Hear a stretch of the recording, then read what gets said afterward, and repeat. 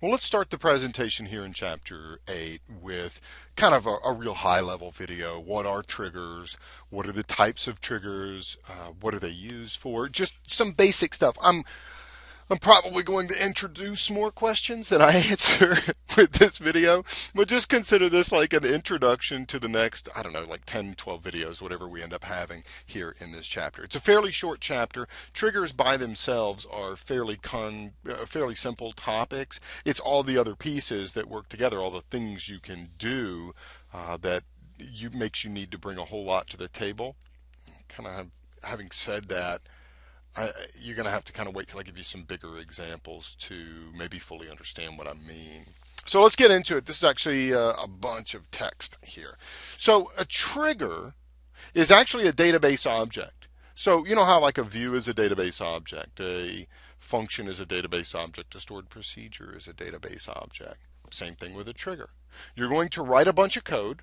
You're going to call it a trigger. You're going to apply some other things to it, like what it does, how it works, what it's attached to, etc.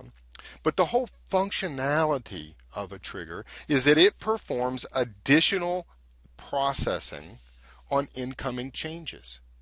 Now we can define what those changes are, so we can say, you know what, I only want this trigger to fire. That's what we say when a trigger kicks off. I only want this trigger to fire for insert statements on the member table. So we can get very granular. And we're going to talk about all the different trigger types and explain this, right? But this idea of doing additional processing, we can go above and beyond things like relational constraints.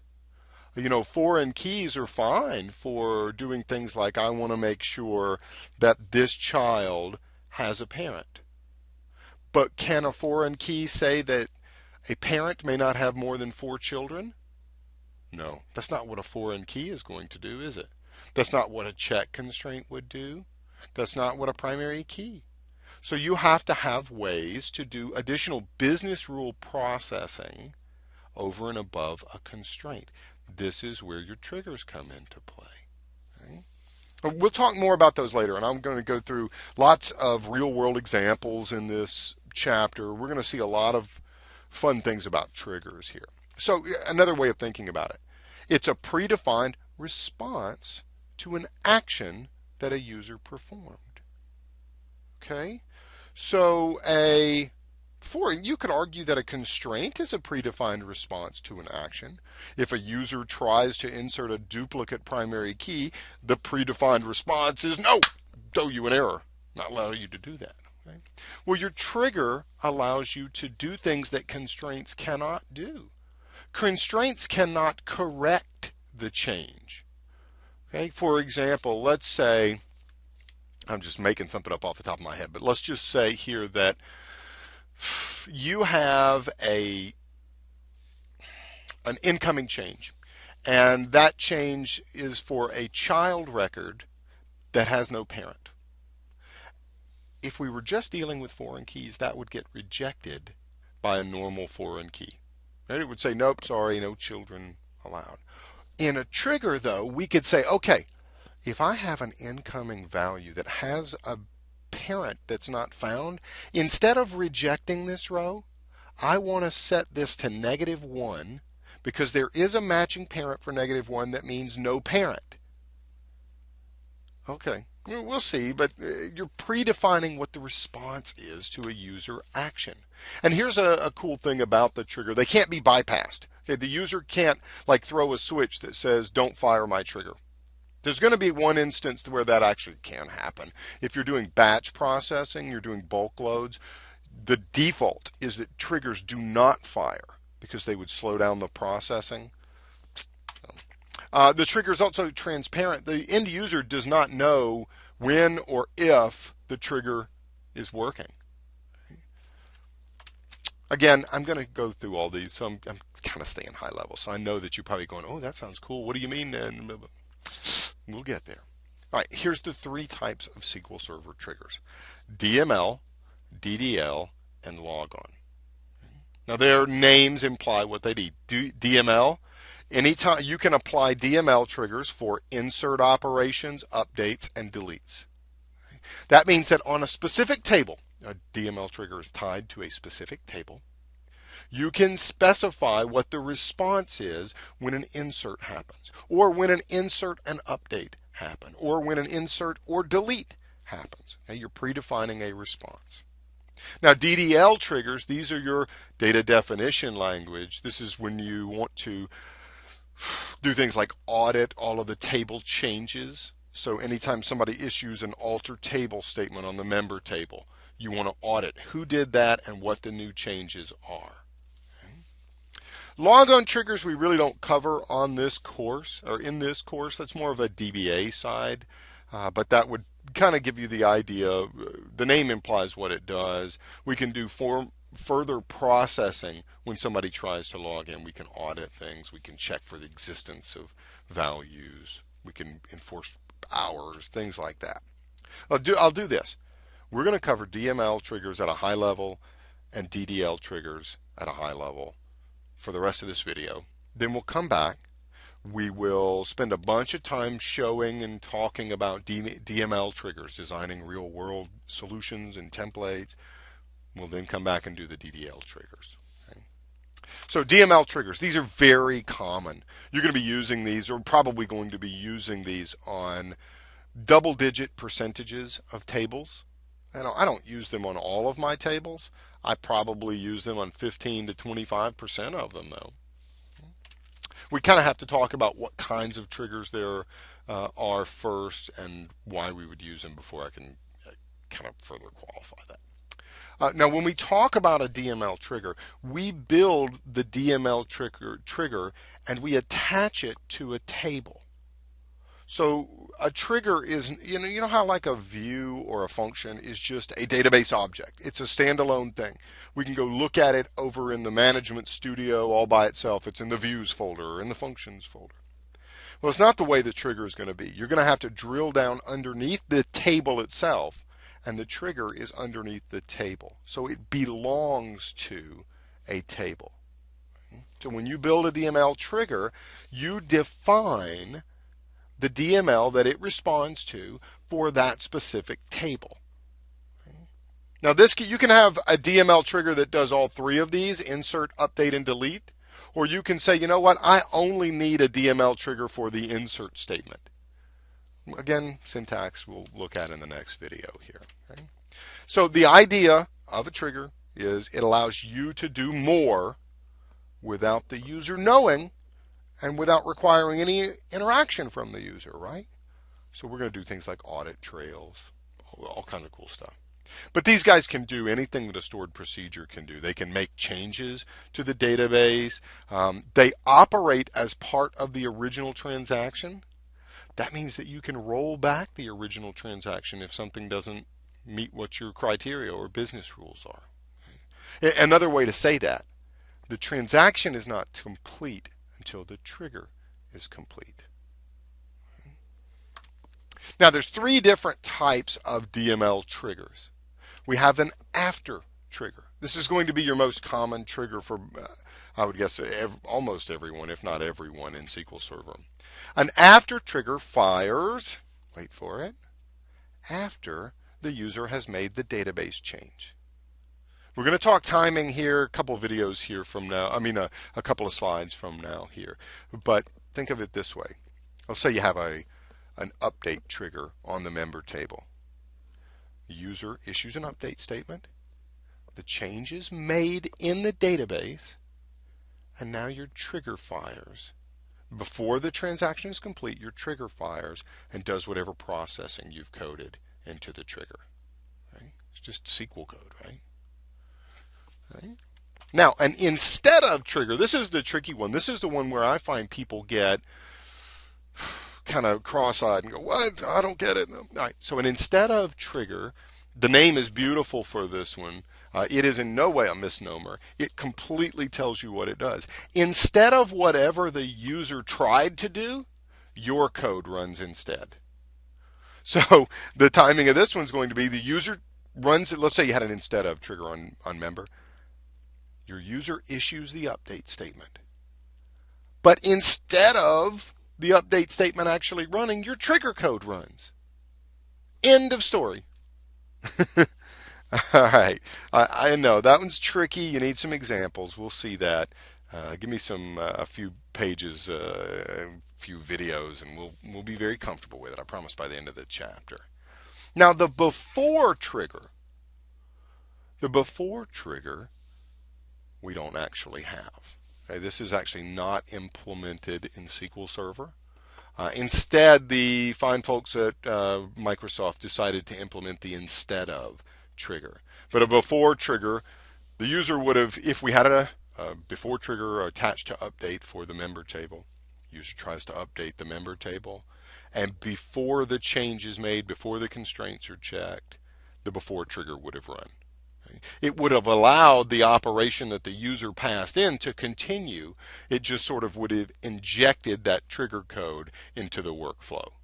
But again, SQL Server does not do these. Other systems do. SQL does not. We do the instead of trigger. So let's talk about the after and the instead of. Let's do the after trigger here. So an after trigger, whole purpose of it, it allows us to apply further processing, further logic after the table's data has changed. Okay? So again, the timing of this, user makes an update statement, table is changed, the after trigger fires, the transaction is then complete. Transaction stays open until the after trigger has finished, okay?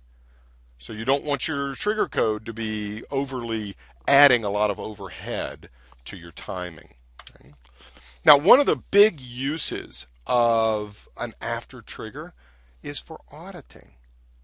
And I'm going to show you this. This is I don't know. It's probably half the after triggers I write end up being auditing triggers, I think. Okay? When you're inside the trigger code, so you as the programmer, when you're coding the trigger, you can query the before and after versions of the rows.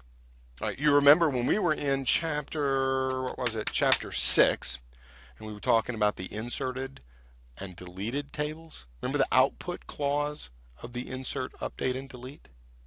Right?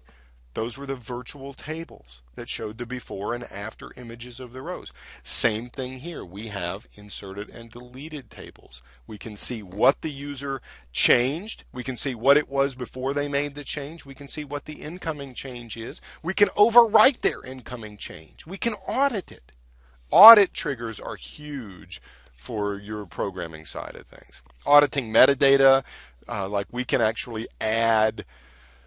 I do this a lot with separate tables of things like login history, where I can intercept what their IP address was or their machine name, or I can't get the IP here in SQL Server if I pass that into from an application, but I can get their host name.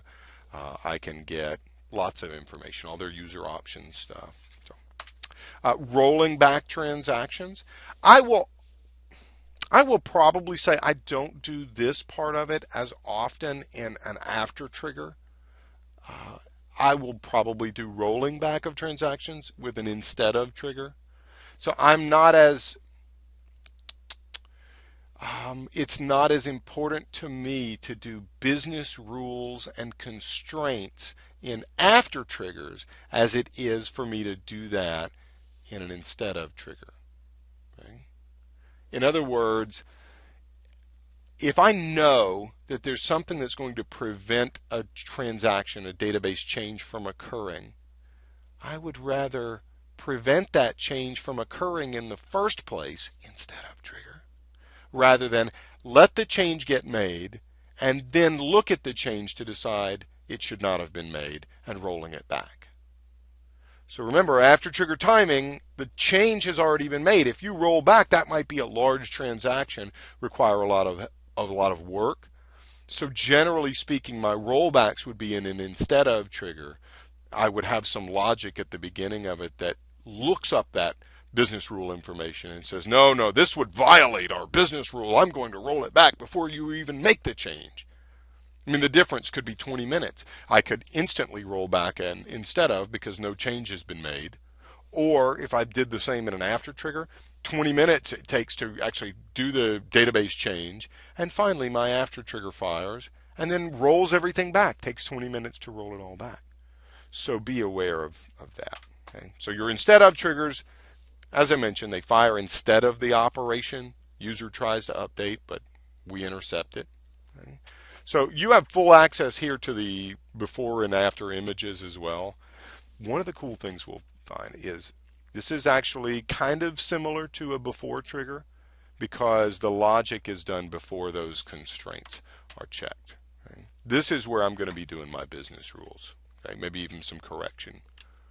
Lots of examples, trust me. Okay?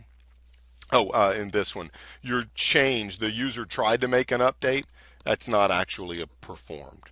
Only the trigger code is what's performed. Now, a lot of times in the trigger code, you'll actually turn around and do what the user did. But just important to understand, it's in the name. It runs instead of the user's operation running. Now, the trigger timing, I'm just going to put this here. We will revisit this. Okay? So let's talk about after trigger timing. I'm going to switch over to blue. So after triggers. So the transaction starts. Okay. The user, what would we call that? Issues the DML, okay, or the DML. I'll do this. I'll say we'll use implicit transactions here. So user issues DML modification statement, insert, update, or delete. Okay. The change is made by SQL Server. And then the after trigger fires, which means it performs all of the operation in the code, at the end of which the transaction is then closed. So that's your timing of after triggers. Now, an instead of trigger, I'm going to switch to orange here.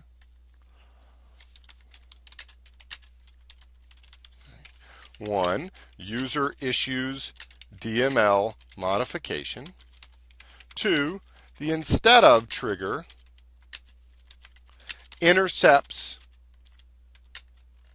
change and the trigger code is executed. And there is no step 3. That's it. That's what it means. It's no joke. It is an instead of trigger. It actually fires instead of what the user asked to do. Okay? So then I guess the step 3 would be the transaction would be closed. Okay? Now it does go very important here, or something very important is that in the instead of trigger, you can effectively redo the user's DML statement. You can't, if they try to perform an update, you can perform the update inside the instead of trigger, and it will be written the exact same way. Okay?